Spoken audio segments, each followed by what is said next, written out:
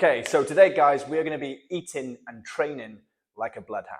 Now, what the heck is a bloodhound? I can hear some of you asking. Well, Bloodhounds is this awesome Korean show, right? It's like an action, crime, thriller, and honestly, it's like one of my favorite shows. First off, the fight scenes are absolutely insane. Like, the choreography in most of these fight scenes puts most of Hollywood to shame. The boxing scenes alone are pretty superior to most other kind of fictional boxing stuff.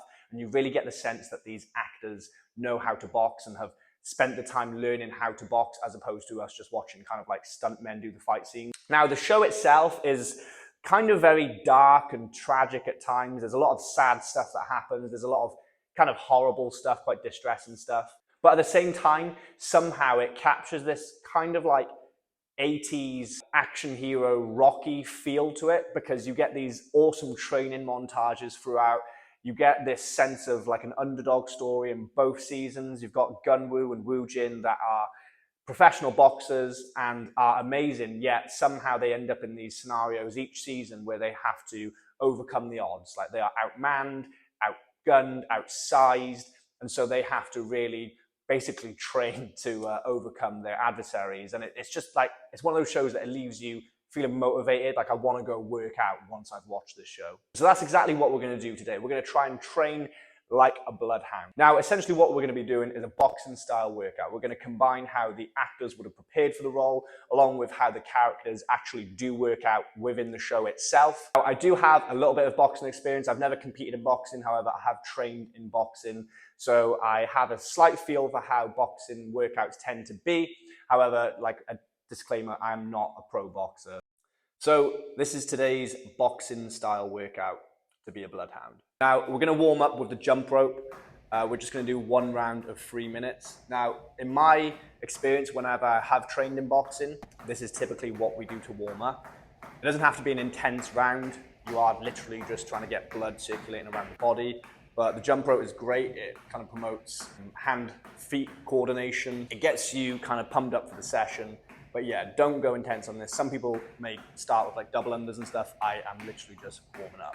Next up, we've got some ladder drills. Now, you will definitely seen them do these in the show. Again, these are great for getting that kind of hand-feet coordination and speed, kind of just programming the brain with different foot movement patterns, which we are then going to use in the next part of the workout, which is shadow boxing. Now, during these shadow boxing rounds, we're going to do 3 rounds of 3 minutes here. We want to really think about the ladder drills that we've just done and how we can apply them. So not only are we practicing kind of combinations with the hands, but we are also throwing in a little bit of footwork, practicing that. Again, it's just prepping the system, warming you up even more, but kind of installing these movement patterns that you can then apply when you box. Next up, we're going to hit the bag. This is quite a meaty part of the workout. It's always been my favorite part of any boxing workout personally, because you're hitting something that can't hit you back.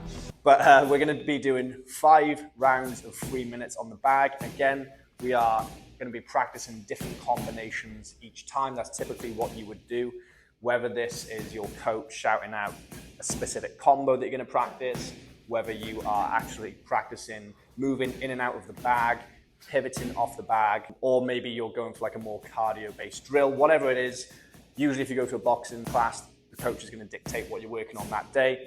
However, in this scenario, we can also apply maybe some of the stuff we've just done in the shadow boxing to the bag to install those and emphasize them in our heads a little bit more. Last up, we've got a conditioning circuit. This is essentially where we're just going to finish ourselves off, right? This is where we're going to just work on the engine. We're going to do some more ladder drills, except this time I'm focusing more on kind of the cardio element of it rather than technique. We've also got a round of burpees after that. We've then got a round of lunges. We've got these plyo push-ups. Now, look, I tried doing the ones on the show. What the heck? Like, I suck at these. They hurt, they're hard. Oh, that's so hard. Oh.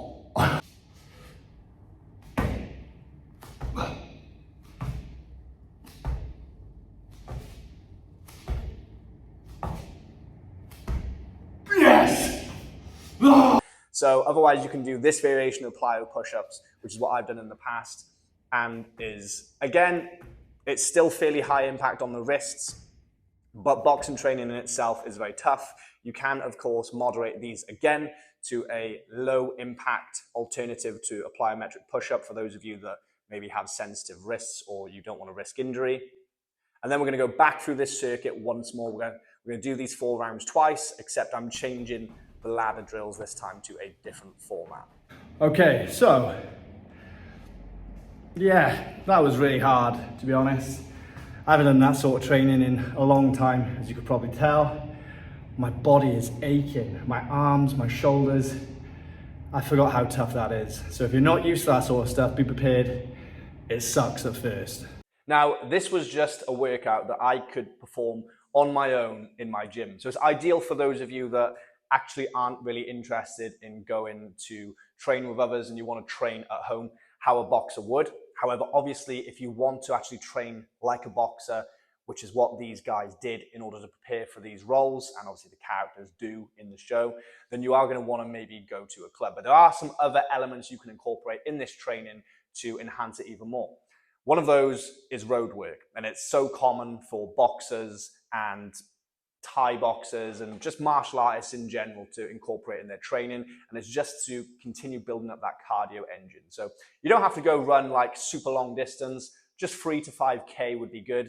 The best time to do it, in my opinion, would be separate to this workout or at the end of this workout, because if you do it at the end of this workout, you've got the most out of the workout and you've used all of your energy on that rather than running before the workout and then being knackered for the workout itself. But I know that's how some clubs operate. If you go train at them, I'm just giving you my opinion what would be best if you're training on your own. Next up, if you're not going to a club, you need to understand that sparring is pretty integral to knowing how to box or fight or do any martial art. Sparring teaches you what it's like to get hit by someone else, but it also enforces reaction time, understanding distance. It's kind of stuff that you cannot learn on your own, and you do need to experience it at some point if you want to know how to box. So I'm not here to tell you guys how to do sparring or boxing because I'm not a boxing coach or a boxer, but I've been very fortunate that I've trained in the past and I've now found sparring partners that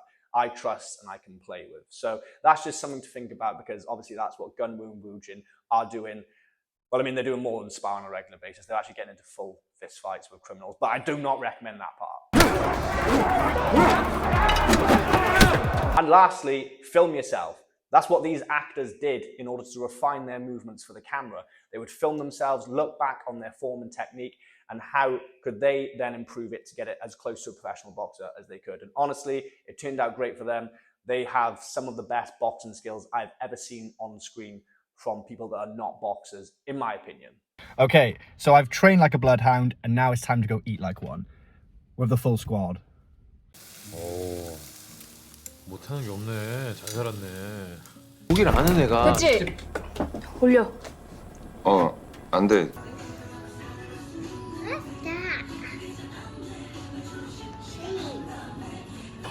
What are you looking forward to about this food? I don't really know. Oh, you're looking forward to cooking it? Yeah.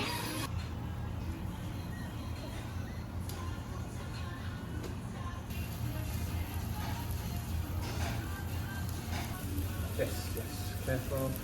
Very hot. Yeah, we did it.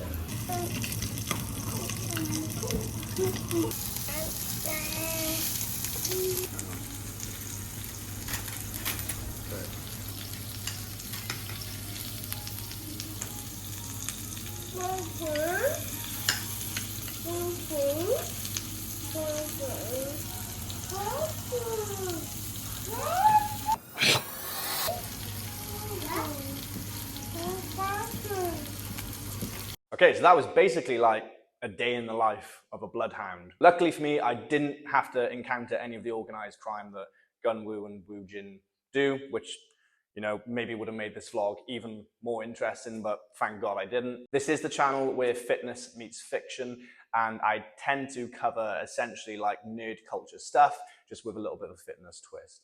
Really appreciating the engagement I'm getting off everyone fairly recently. I feel like I've had a bit of a renaissance on this channel, and honestly, it's motivating me to try harder with these videos. So thank you to everyone who watches frequently, and I will see you guys in the next video.